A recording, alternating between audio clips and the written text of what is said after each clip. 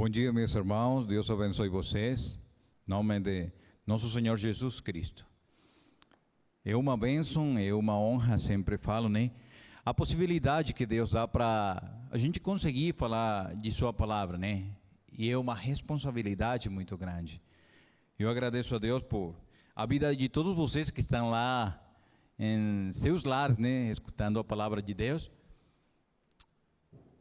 Pegando mais um pouquinho de tempo para escutar dele e aquilo que ele tem para conosco. Mesmo assim, pese às circunstâncias da vida, pese às situações, mesmo assim, deixa um tempo, né? Deixa um tempo para nos escutar da sua palavra. E o tema de hoje, ele é muito interessante. Ele é muito interessante, por quanto eu gostaria de fazer para vocês que estão lá, né, uma pergunta. E para você, qual é que é o significado da palavra angústia? Angústia. Eu acho que nem muitos de nós ficamos parados, né, para nos perguntar e que é aquilo que agora é essa palavra. Mas infelizmente, em muitos de nossos lares, é uma palavra que é escutada muito. Isso que a diferença de falar angústia é se preocupar. E o Covid, a situação, o desemprego, é tudo aquilo que, infelizmente, hoje estamos vivendo, né? Você escuta o jornal, você escuta toda aquela guerra, né? Toda aquela coisa que explode dia a dia em sua vida, né? E cada uma daquelas coisas contribui para você se sentir mal, né? Olha, perto de nós morreram 3 pessoas. Aquela pessoa que você conhecia, ou familiar, e agora infelizmente agora a cidade fecha, e toda aquela situação, e é parte de uma angústia, né? É o que nós não detemos, né, para nos pensar que é angústia. E eu procurava o significado mais apropriado para nós, e eu consegui um. Vamos ver se vocês coincidem com o que eu consegui, né? Angústia é um sentimento que se liga a uma sensação interna de opressão ou de desespero. É uma grande aflição do espírito, tormento, tortura. Meu Deus do céu, né? Só que infelizmente muitos de nós não paramos, né, para nos pensar, é aquela coisa que acontece com nós. A gente não para. E o tema de hoje, o que nós vamos falar, o que nós vamos escutar, a verdade não é uma ideia, não fica no jornal, não fica na mente de alguém, é a Bíblia que vai falar para nossas vidas. O tema de hoje é: que afinidade tem Deus com angústia?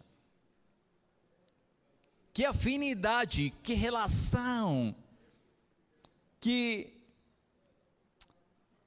poderíamos de falar, será que Deus ele se leva muito bem com a angústia? Será que Deus ele dá um cumprimento para você e ele fala: muito bem, tem angústia, é bom, é ótimo, né? Então, quando eu fico angustiado, então, como é que Deus fica? Como é que Ele se sente quando eu fico angustiado? Oh, irmão João, mas como vai falar isso? A gente se angústia. Na Bíblia, toda ela, tem pessoas que foram angustiados. Olha, agora fiquei sem trabalho, agora tem que fechar a loja, agora já não posso fazer mais aquilo, não posso fazer mais. E então, aí, como é que eu vou levar a comida em meu lar? E um tema, né? É um tema que não é novo para nenhum de nós. Eu gostaria que nós procurássemos em nossas Bíblias o segundo livro da Bíblia. E Êxodo, né? Êxodo. Vamos lá no capítulo 14.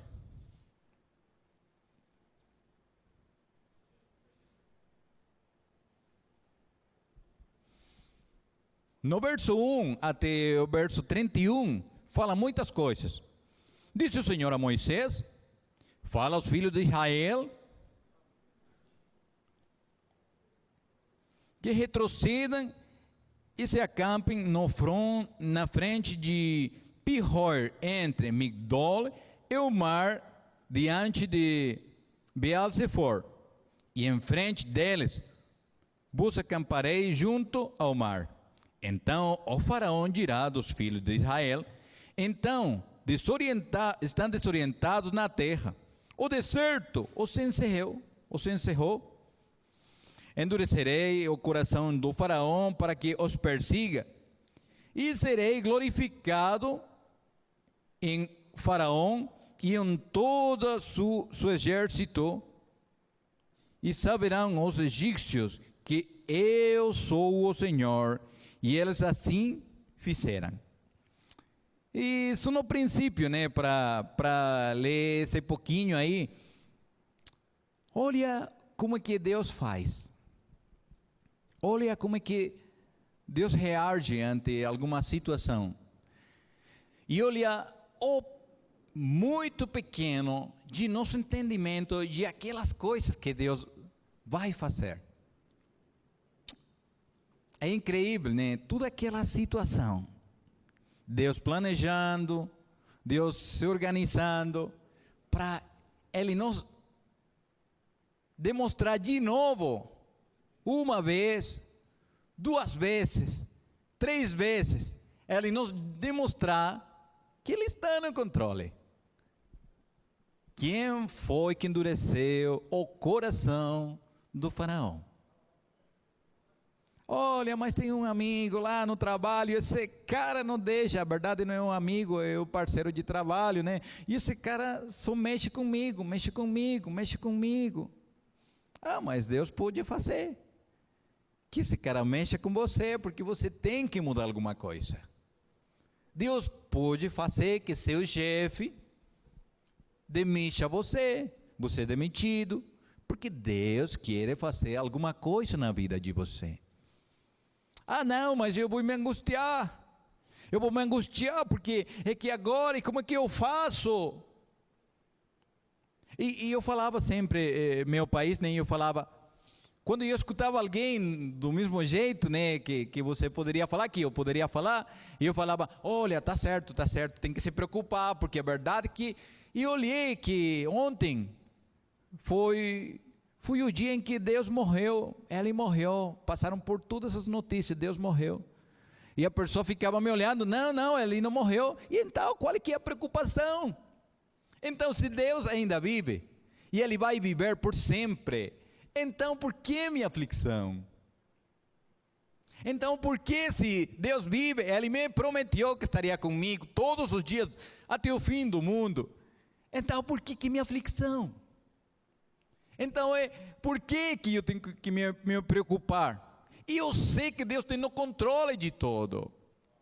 E a Bíblia fala para nós que Deus endureceu o coração do faraó. O faraó ficou bravo com o Israel, o faraó aquele. Não, a Bíblia fala que foi Deus que endureceu o coração do faraó. E continua.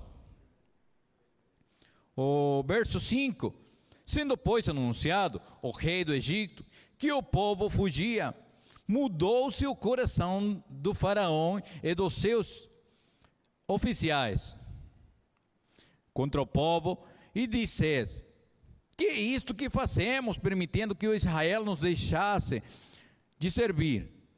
E aprontou o faraó e seus carros, e tomou consigo o seu povo. Aí já o cara começa, né? Começa a correr atrás. Como é que esse povo aí, infeliz povo, né? vai fugir de nós. Elas não serviram muito tempo, vai continuar nos servindo, né? E tomou também 600 carros escolhidos, e todos os carros de Egito, com capacidade sobre todos eles, porque o Senhor endureceu o coração de Faraó, rei do Egito, para que perseguisse os filhos de Israel. Porém, os filhos de Israel seriam afoitamente. Olha só aquela situação. Imaginem, eles saem do Egito. Imaginem aquela situação para o Moisés, né? Meu Deus, por que você me escolheu para tirar esse povo, aquelas pessoas que só falam, mas aquilo que está fazendo Deus, mas por que Ele não nos deixou lá no Egito? Aquilo que acontece, e aquela situação toda, né? Olha só, e então agora o Faraó vem atrás de nós com o melhor de seu exército, e toda aquela situação, aquela aflição, né? Uma situação que ninguém gostaria de viver. Mas imaginem só por um pouquinho a situação que Jesus Cristo viveu por nós. Ele já sabia que ia morrer. A Bíblia fala que estava destinado para morrer. O mesmo Pedro, a Bíblia fala que falou: para, não vai por aí, vem comigo. Porque nem Pedro, ele queria que Jesus morresse, né? Então, aquela situação de não saber que tudo aquilo que nós estamos olhando é ruim, que é uma coisa difícil, que é uma situação sem controle. É verdade, é uma situação da qual você não vai ter o controle. E que bênção que você não tem o controle. Que bênção que eu não tenho o controle. Mas por quê? Olha como que é isso, irmão Diogo. Se eu tiver o controle, eu vou gastar a bateria dele. Procurando, fazendo. Meu filho, o Marlon, ele está olhando um filme, né? E o Marlon pegou o controle e ele adianta. Nós somos desse jeito. Nossa natureza é essa. Nós temos o controle da situação. Porque nós nos acostumamos. E logo depois que nós conhecemos de Deus, que nós conhecemos de Jesus Cristo, que nós entregamos nosso coração para Ele ter o controle. É porque muitas vezes eu falo desse jeito, porque nós falamos para dar o controle para Ele, mas a verdade é que não damos. E então, leva o controle, Senhor, da minha vida. E é uma oração muito linda, né? E você fala, e faz aquela oração, e até chora. Oh, meu Deus, toma o controle da minha vida, da minha situação. E depois que faz uma oração, o que acontece? Você fica preocupado do mesmo jeito. E então, mas você não falou para Deus ter o controle da sua situação? E aí continua a Bíblia nos falando, né? No versículo 10 fala: e chegando o Faraó, os filhos de Israel levantaram os olhos, e aí que os egípcios vinham atrás deles. Meu Deus, aquela situação. E olha o que eu falava, né? E temeram muito. Então os filhos de Israel clamaram ao Senhor. Disseram a Moisés. Só escuta aquelas palavras que eles falassem para Moisés. Será por não haver sepulcros no Egito? Olha, mas imaginem só. Aquelas palavras que falam eles no verso 11. Cara, mas o que acontece? Não tinha sepulcros lá no Egito. Não tinha aqueles lares, aqueles espaços para nos colocar aí. Então nós temos que sair, ir no deserto. Agora só vamos pensar um pouquinho, né? Eu poderia falar assim: então não sair no deserto, onde tem uma nuvem de dia que ela evita que o sol vai bater em mim direto. Então tem aquela coluna de fogo de noite, que ela vai me guiar. E então de manhã, de tarde, de noite, então aquela comida que cai do céu, né? Imagina, elas só olhavam aquela parte ruim, para elas ruim, né? Mas esqueciam que só pouquinhas horas de elas ficar aí. Deus tinha concedido para elas comida, alimento. Só que nós esquecemos as bênçãos que Deus tem para conosco. Nós esquecemos que hoje é um novo dia. E eu sempre falo, né? E como é que vai, irmão João? Olha, aquela máquina do peito está batendo. A gente tem oportunidade, né? Ainda pode sonhar. Ainda pode ter um sonho. Ainda pode lutar por um sonho. Porque a verdade é que as limitações são minhas, mas não são de Deus. É para nós entender, meus irmãos, que Deus fez uma terra, que Deus colocou cada uma daquelas coisas que existem é por Ele. A Bíblia fala que nenhuma folha de um árvore, ela é movida por sua própria vontade, é Deus que permite. E continua o verso 11, para que morramos neste deserto, por que nos trataste assim, fazendo-nos sair do Egito? Não é isso o que te disseram no Egito? Deixa-nos, para que sirvamos os egípcios, pois melhor nos fore servir os egípcios do que morremos no deserto. Sempre nós.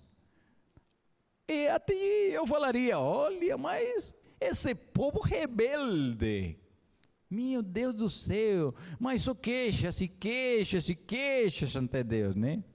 Mas eu sou igual, eu sou do mesmo jeito, e eu até poderia ser pior, né?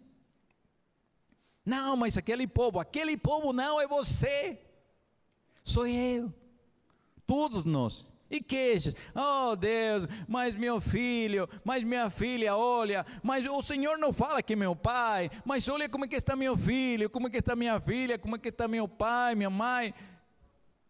Isso, só queixa e queixa, né? E a Bíblia continua falando, né? No verso 13 fala, o Moisés, porém, respondeu ao povo.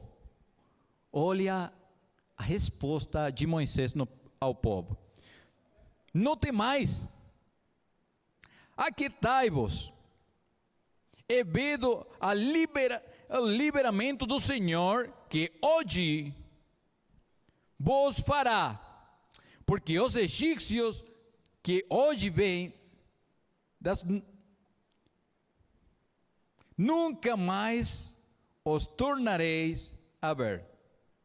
Olha a certeza, a segurança do Moisés, né? É dessa certeza, é de essa segurança que fala o Hebreus capítulo 11. É a certeza do que ele não conseguia ver, né? Mas do que ele esperava, do que Deus tinha prometido para ele. E o 14 fala, e o Senhor pelejará por vós, e vos calareis. Glória a Deus, né? É aquela certeza. Olha o incrível, né, de aquela palavra. E é para mim, é para ti agora aí em casa. O Senhor pelejará por vós, e vos calareis. Isso, meu irmão. Ele quer pelear por você. Ele quer pelear por mim. Ele quer lutar. Por que foi que Deus não colocou, em vez de uma mão, colocou para mim uma pistola? E não mais mão, só uma pistola.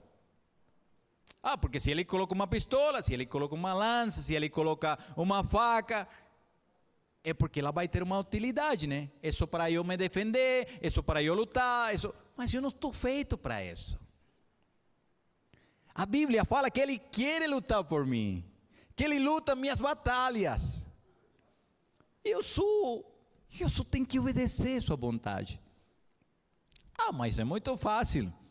Não, Deus faz tudo por mim, e eu vou continuar no mundo, fazendo errado, eu não vou mudar, eu vou na igreja, né? Infelizmente agora não tem igreja, né, para assistir, mas pronto, é muito perto, em nome de Jesus Cristo, a gente vai voltar a se congregar.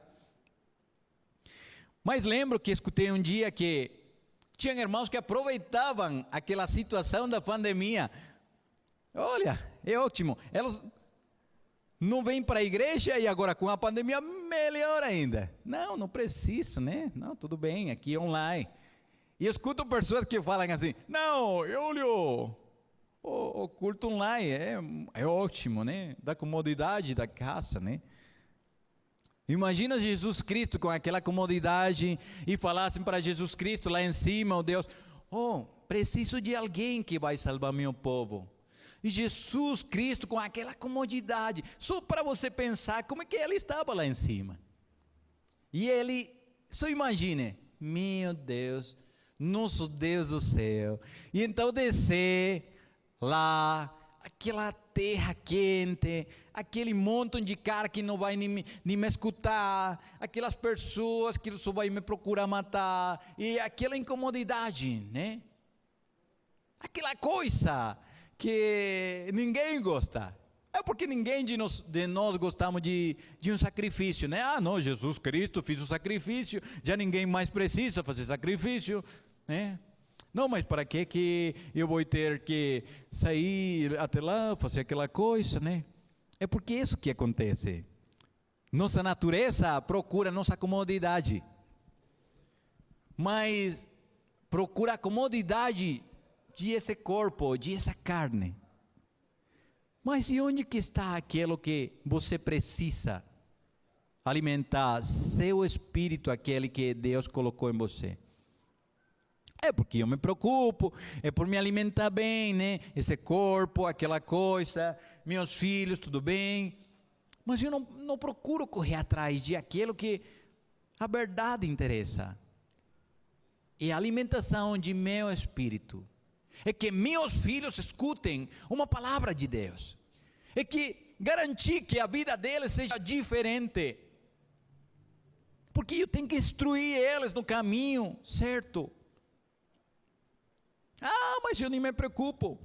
Meu filho, vai estudar de advocacia. Beleza, ótimo. E teu filho, não, ele vai estudar engenharia. Opa! E teu filho, não, ele vai ser cientista. Ótimo. E teu filho, não, ele quer ser pastor. Pastor. Teu filho é pastor, né?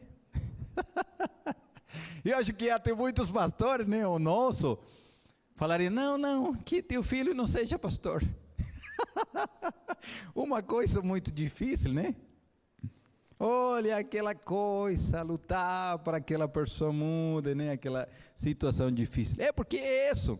Nós nos preocupamos dia a dia por o dinheiro, a comodidade, aquela coisa, mas não procurar estudar a teologia, estudar para ensinar um povo do Evangelho, procurar melhorar a vida de pessoas que ficam fora da tua. Não, é procurar a minha comodidade.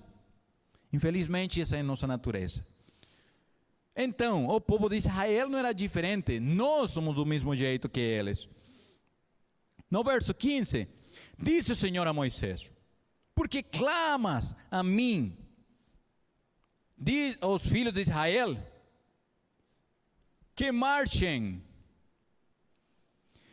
e tu levanta o borde, estende a mão sobre o mar, divide, porque os filhos de Israel passem pelo meio do mar em seco.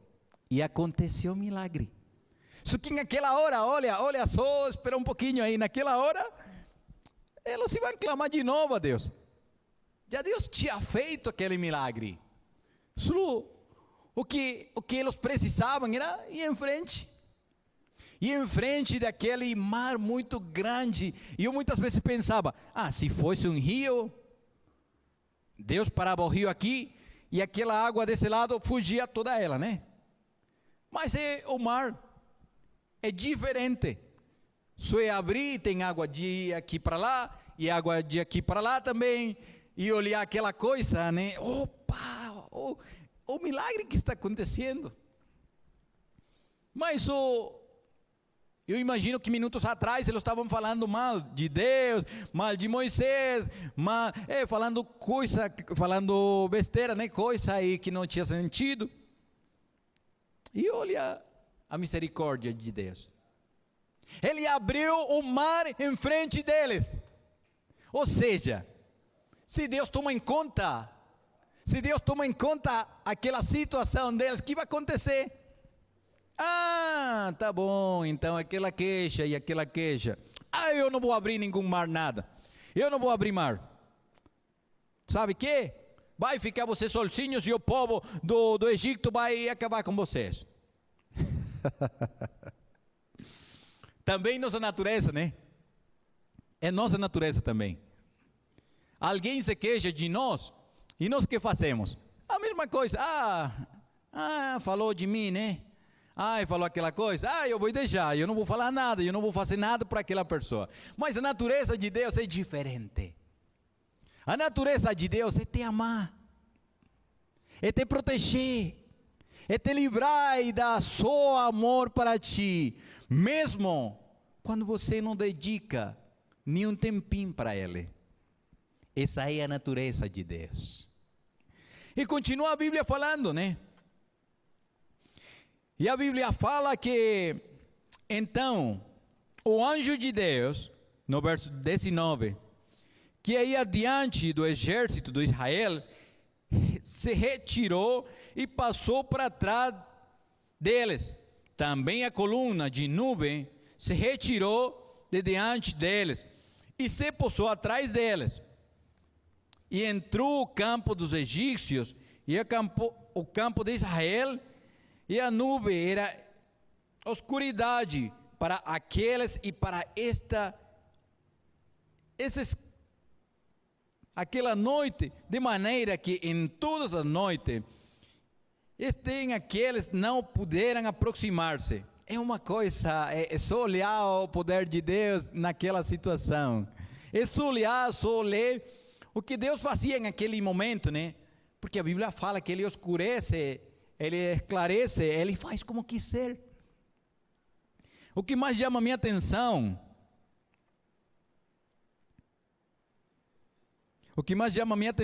é no verso 23 que fala: os egípcios que os perseguiam entrarem atrás deles, todos os cavalos de Faraó, os seus carros, os seus cavalarianos, até o meio do mar.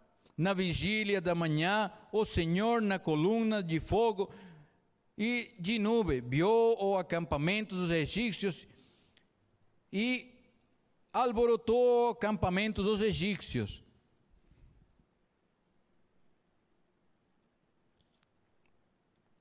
No verso 26 fala o seguinte: disse o Senhor a Moisés: estende a mão sobre o mar, para que as águas se voltem sobre os egípcios, sobre os seus carros e sobre os seus cavalarianos. Então Moisés estendeu a mão sobre o mar, e o mar, ao romper da manhã, retomou a sua força. Os egípcios aí fugiram, foram de encontro a ela, e o Senhor derribou os egípcios em meio do mar, e voltando as águas, cobriram os carros e os cavalariantes de todos os exércitos do faraó, que os haviam seguido no mar, nem ainda um deles ficou. Ou seja, Deus defendeu eles. Deus defendeu eles. E chama muito a minha atenção que o amor de Deus é tão grande que mesmo assim, falando uma coisa, falando outra, ele continuou fazendo aquilo que ele tinha prometido para Moisés. Mas tem uma coisa muito importante. Eu gostaria que nós procurássemos Daniel.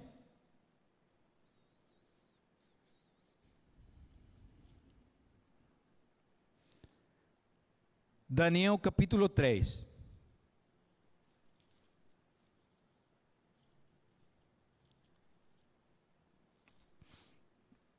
O Daniel, capítulo 3, do 13 ao verso 18,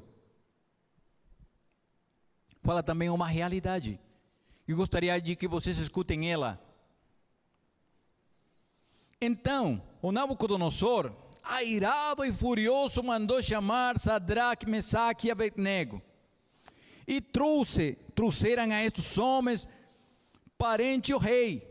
Falou Nabucodonosor e lhes disse: é verdade, Sadraque, Mesaque e Abednego, que vós não servis aos meus deuses, nem adorais a imagens de outro que levantei?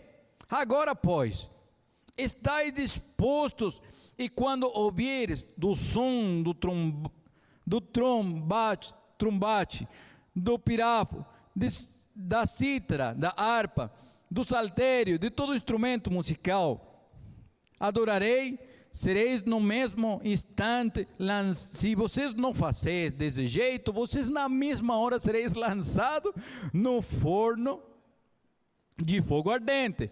E quem, olha, é interessante, é muito interessante o que o rei fala, né? E quem é que o Deus que vai poder livrar das minhas mãos?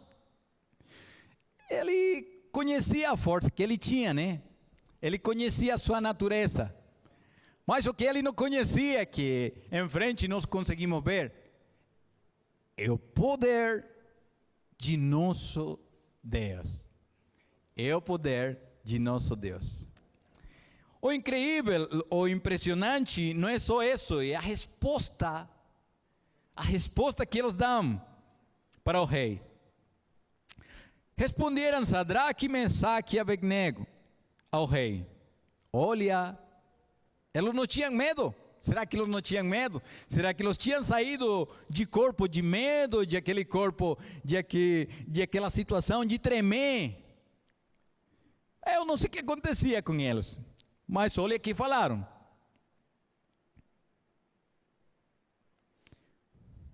Quanto a isto, não necessitamos de te responder. Se nosso Deus, a quem servimos, quer livrar-nos, Ele nos livrará da fornalha de fogo ardente e das tuas mãos, ó rei. Ou seja, eles tinham certeza, mas que Deus poderia lhes livrar. Mas tem uma palavra muito inteligente aqui, né? Se Deus a quem nós servimos quer livrar, ou seja, Ele pode até nem quer. Ele tem aquela possibilidade de quer me livrar ou de não quer me livrar. E Deus continua sendo Deus. Não, mas porque Deus faz isso, mas porque Deus faz aquilo, mas porque Deus acontece comigo assim, porque acontece comigo desse jeito. Deus vai fazer como Ele quiser. Ele tem a possibilidade de fazer como Ele quiser, porque Ele é Deus. E Ele sabe o que tem que fazer. E é importante que Sadraque, Mesaque e Abednego, eles falam direto, né? Se o nosso Deus, a quem servimos, quer livrar-nos, Ele nos livrará do fornalha de fogo ardente e das tuas mãos, ó rei. Imagine o que acontece com o rei aí, né? Já todos nós sabemos o que aconteceu. Todos nós sabemos o que aconteceu. A Bíblia fala que esse cara que falou, e quem é que vai conseguir les livrar da minha mão? Depois fala de uma forma muito interessante: todo mundo vai honrar o Deus de Sadraque, de Mesaque e Abednego, né? Porque aconteceu um milagre. Porque Deus tem o poder para fazer um milagre em nossas vidas. E o interessante é que esses 3 homens, eles conheciam de quem é que eles estavam falando. Mas infelizmente muitos de nós vamos a uma igreja, nos congregamos, lemos a Bíblia e nem conhecemos a Deus. Porque Deus tem o controle, tem o domínio absoluto sobre toda situação. E já para concluir, na Bíblia fala, no Marcos capítulo 9, verso 25, fala: e Jesus, vendo que a multidão correndo se aglomerava, repreendeu o espírito imundo, dizendo: espírito imundo, é surdo, eu te ordeno, sai dele, e nunca mais entre nele. Mais uma amostra do poder de Deus. Mais uma amostra do poder de Deus. Deus tem o poder, tem o domínio, tem o controle sobre o ar, a terra, o céu, sobre qualquer espírito que tenha, sobre qualquer situação que vai ocorrer na tua vida. Ele tem o controle. Agora, eu deixei que ele tenha o controle. Eu, a verdade, entreguei o controle para ele. No Efésios capítulo 3, verso 20 e 21, fala assim: ora, aquele que é poderoso para fazer tudo muito mais abundantemente, além de aquilo que pedimos ou pensamos, segundo o poder que em nós opera, a esse seja a glória na igreja em Cristo Jesus, por todas as gerações, para todo o sempre. Amém. Então, meus irmãos, Deus vai ter sempre o poder, tanto para fazer, como para não fazer. Mas tem alguma coisa importante em tua vida hoje. Se você não confiar em Deus, se você não entregar o controle da tua vida em Deus, infelizmente vai acontecer muitas coisas na tua vida que elas, a verdade,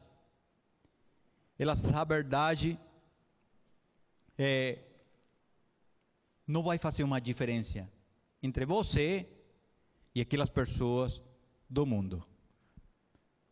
Se você não deixa nas mãos de Deus, infelizmente, vai acontecer um monte de coisas, porque como Ele te ama, Ele vai te aperfeiçoar. Então, naquela caminhada, vai acontecer muitas coisas na tua vida para mudar aquilo que cada um de nós precisa.